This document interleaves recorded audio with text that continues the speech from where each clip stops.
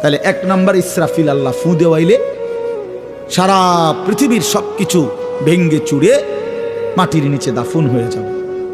এবার জমিনের উপরে, মাটির উপরে আর কিছু নাই, আছে শুধু একজন, তিনি আল্লাহ। আল্লাহু আকবার। হাদিসের মধ্যে আছে আল্লাহ তাআলা নিজে ডাক দিবে এই অবস্থায়, চারিদিকে কেউ নাই। আল্লাহ তাআলা বলবেন আইনাল মুলুক, বাদশারা তোরা কইরে, আইনাল জব্বারুন, অহংকার করতি বড়াই করতি তোরা কই, আইনাল মুতাকাব্বিরুন, গর্ব করতি যারা তোরা কই, আয় আয়। ফেরাউন তুই কই আয়, কেউ নাই।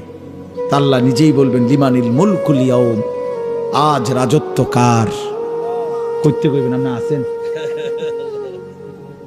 না, না সেদিন কেউ নাই। আল্লাহ নিজেই বলবে লিল্লাহিল ওয়াহিদিল কাহ্হার, এই কথা আল্লাহই বলবে।